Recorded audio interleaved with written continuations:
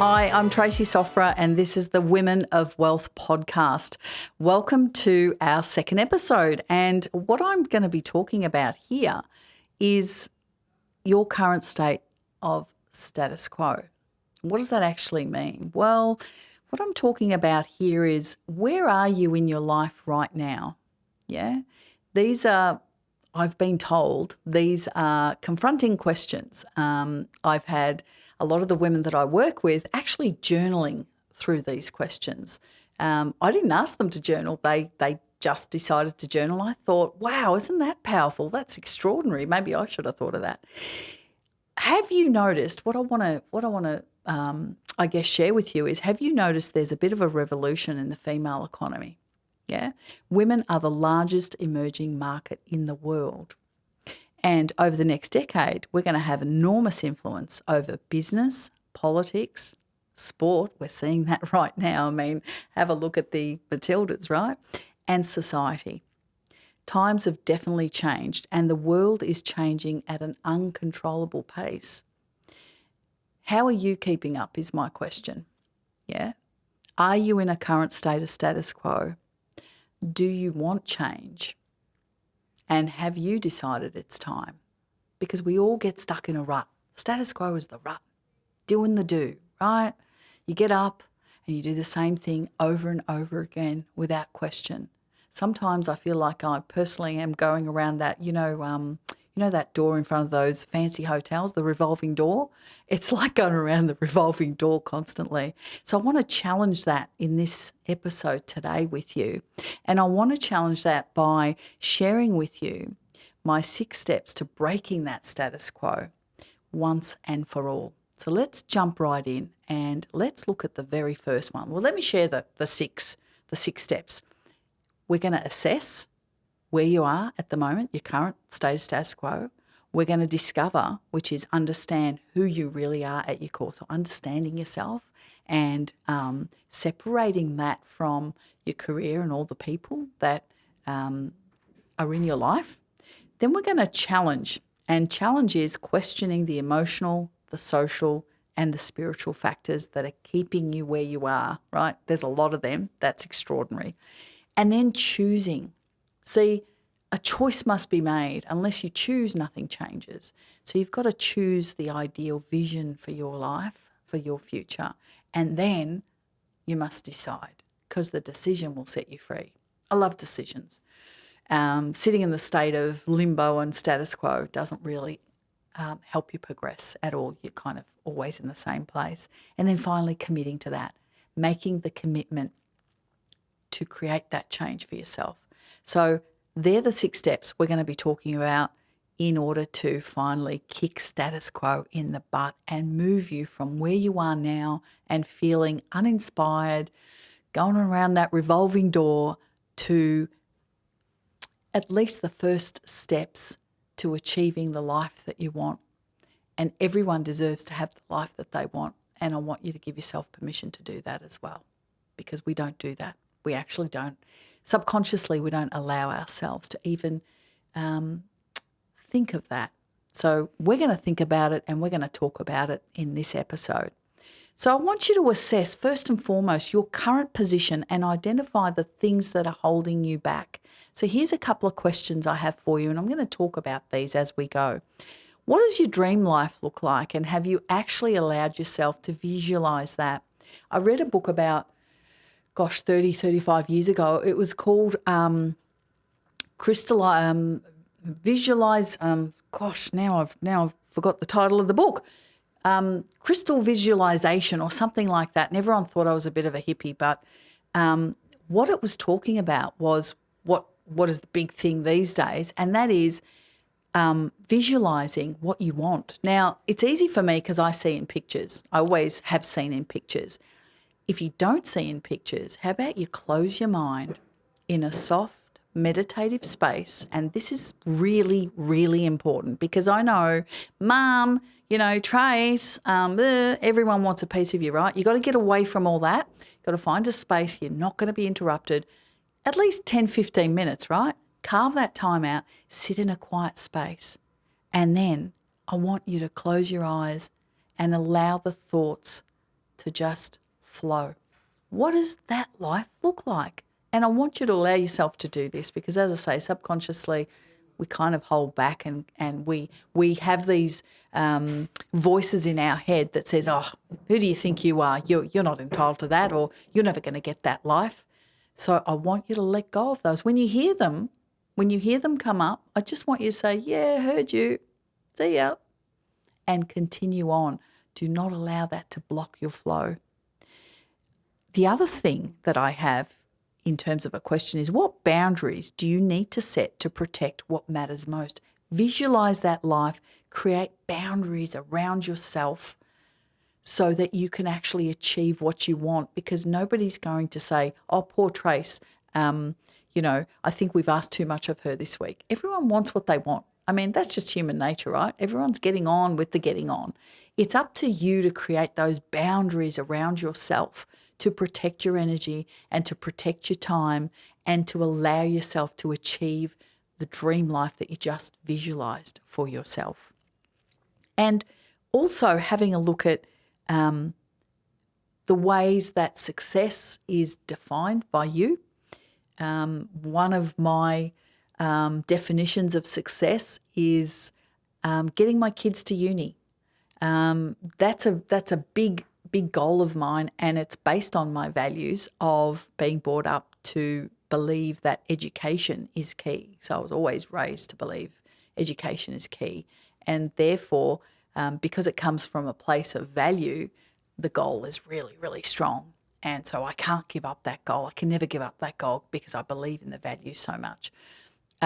So last year when my daughter got into Melbourne Uni and I was able to tick that box, I can't tell you the extraordinary feeling I felt of achieving that goal. That to me is success. That's one of the keys to success, because success isn't all about the money, but let me tell you, money makes everything easier. Make no mistake about that.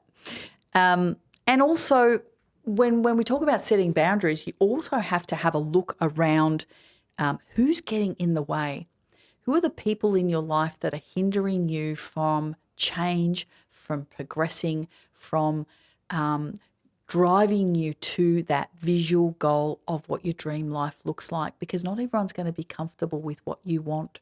Some people are going to want you to stay where you are because it makes them uncomfortable, or it might muck up their dream life. So you really need to do some hard work here. It's going to be a bit uncomfortable. I got that, but it's really, really important work to do and to understand that.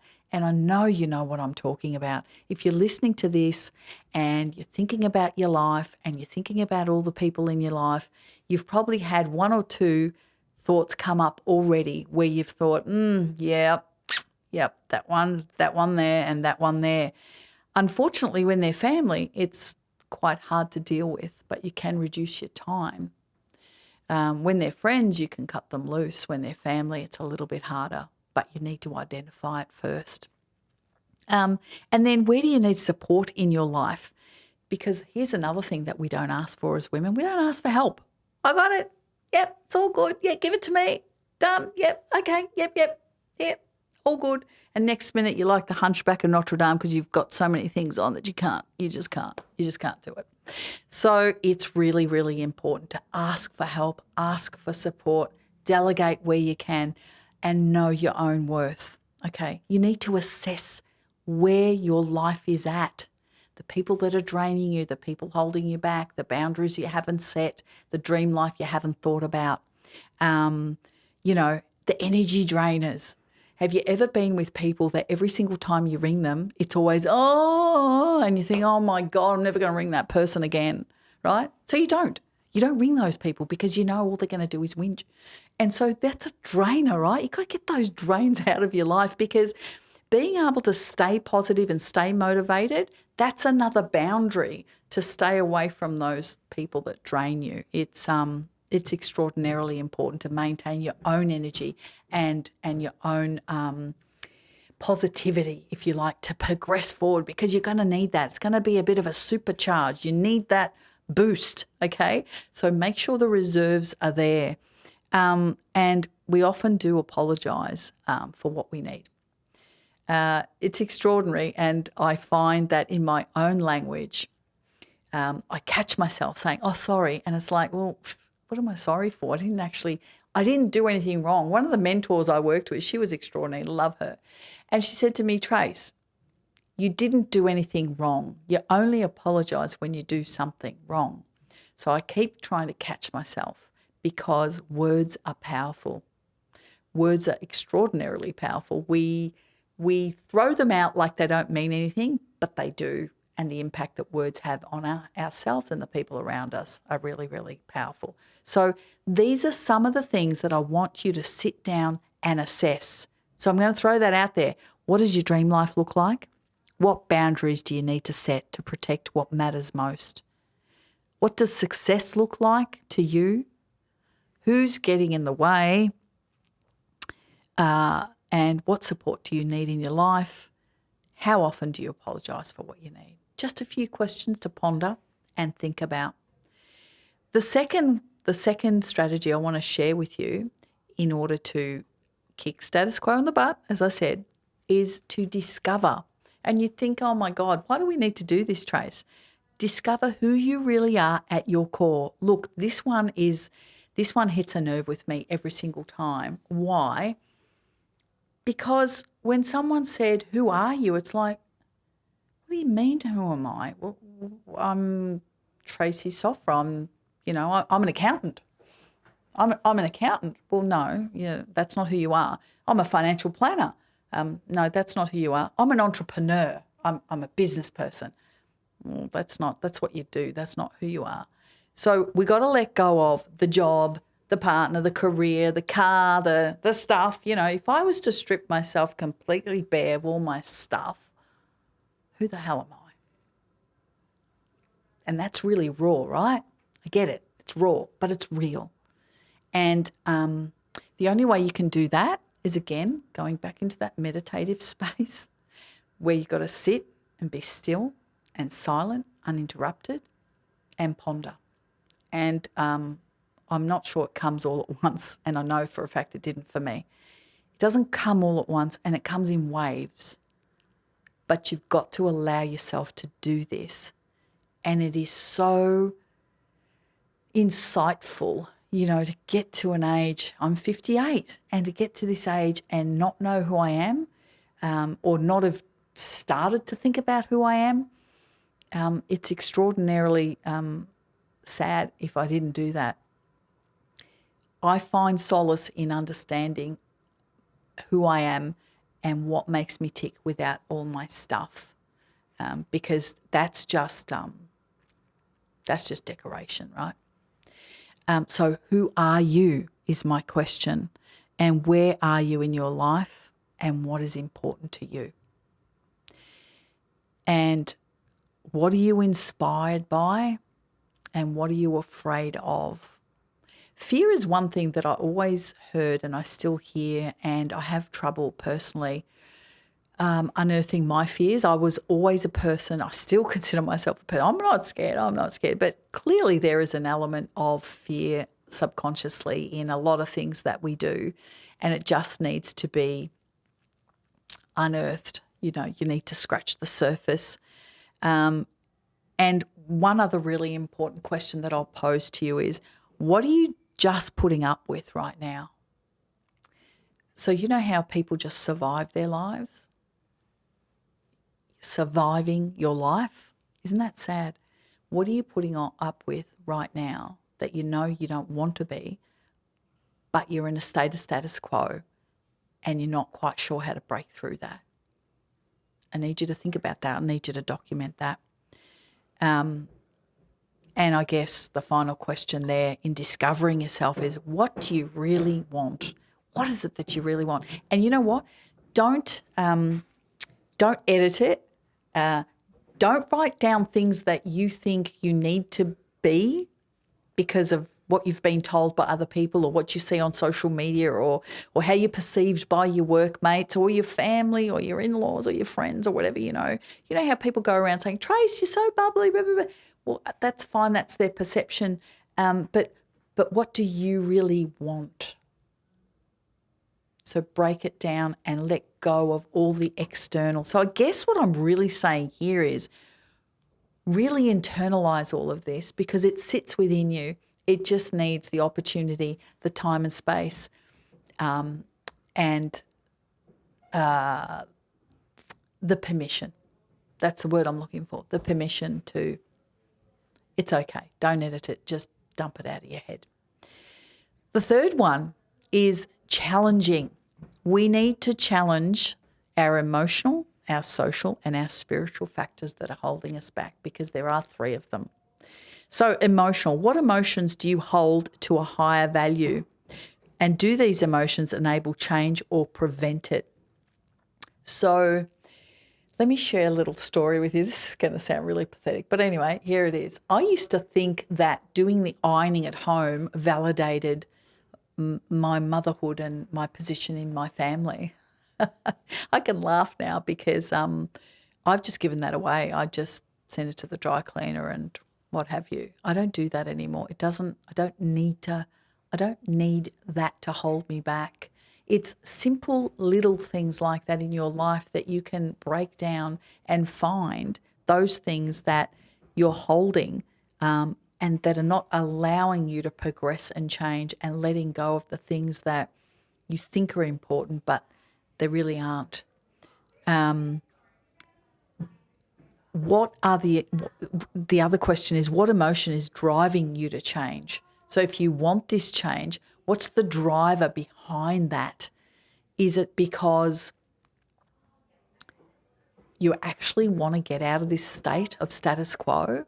Or is it because you're told that you need to change? You need to question the underlying emotion behind that change. Socially speaking, let's talk socially. Do the people in your life make you a better person? Have a good think about the key people in your life. Have you ever heard of, and I know, look, I've heard of this thousands of times, but have you ever heard of you are the company you keep? I tell my kids this all the time.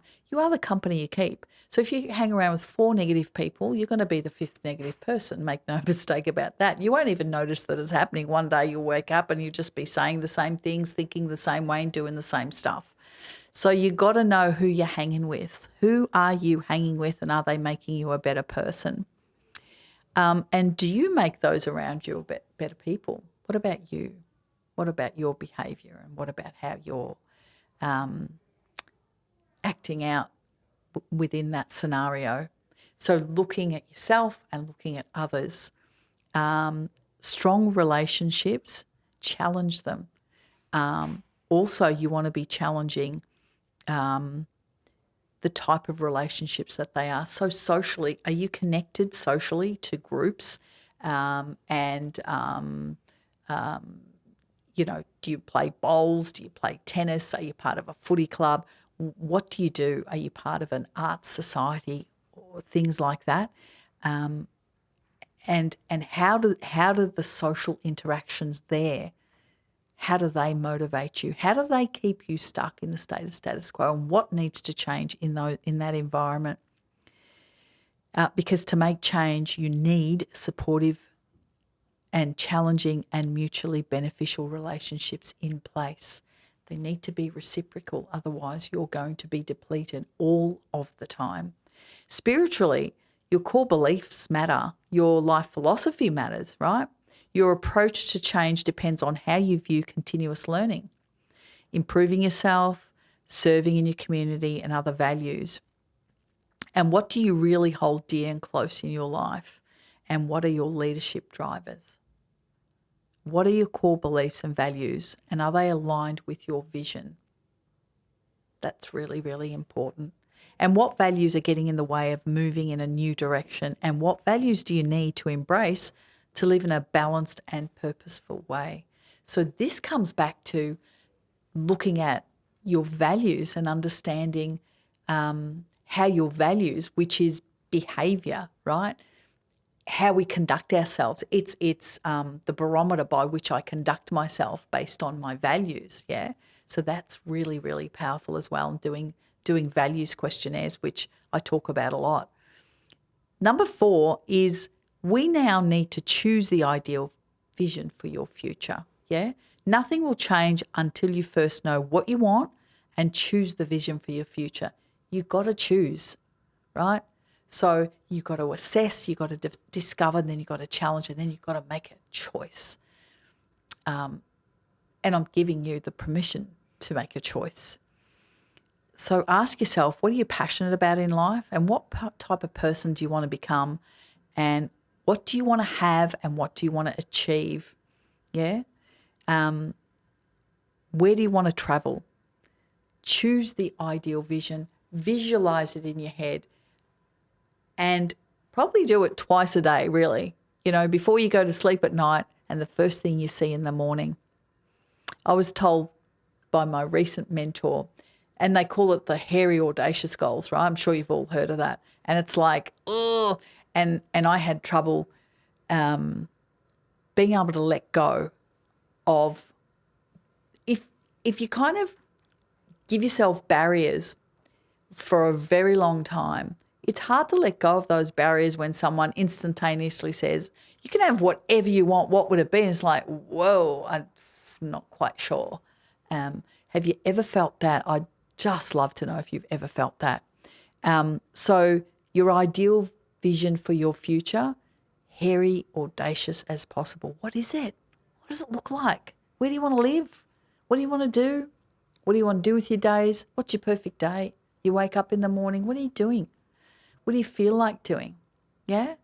If you got kids, where are they? Do you want to travel? I mean, life is quite simple when you look at it in terms of what we all want and what we all share.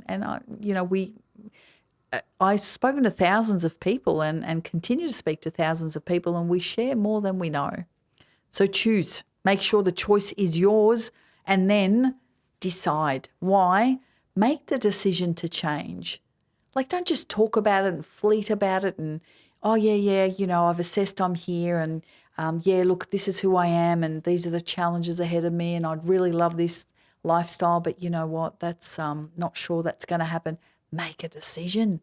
The decision will set you free. It eliminates everything else that's on the table. When you got everything on the table and they say, right, you got to choose, and it's almost like you're paralyzed, you can't move.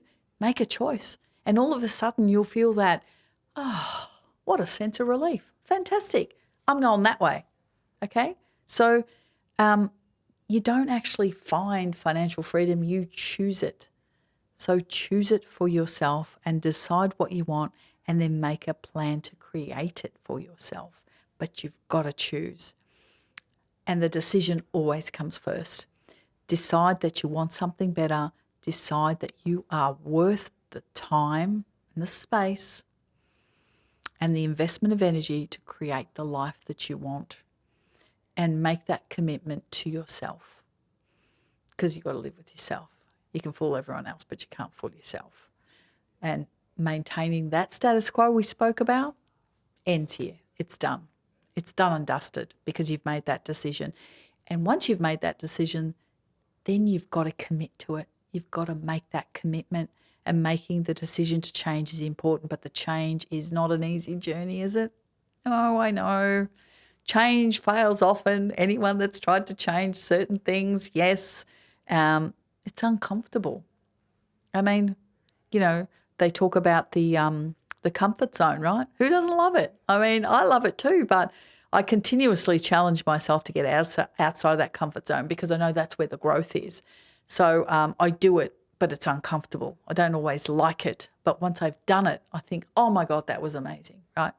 So, you're either side of the fence, but you just got to have the faith and decide and push through that and get on the other side, however uncomfortable it may feel. Change does get distracted by excuses, doesn't it? Like my excuse for getting back into exercising and looking after myself physically. Oh, yeah, I'm going to do that next week, or I'm going to do it when my daughter comes and we're going to do a Pilates class, and, every excuse under the sun. So understand that change is not easy, and it's going to get, it's going to get held back by you at 1,000,000 miles an hour, but you've got to keep pushing through all of this and all of the blocks that are in the way, yeah? Change gets held back by habits, our habits, our routines, and maintaining that status quo. Because if you've been doing it for so long, it's going to be a bit hard. But have faith. And as I say, things don't just happen at first go. You have another go and you have another go and you have another go. And one of my mottos in life is this: no matter what happened today, and dare I say shit happens, you just get up the next morning and you start again, because with every new day is an opportunity to reinvent yourself, to have another go. And that's the ultimate freedom, isn't it? That's how I live my life. So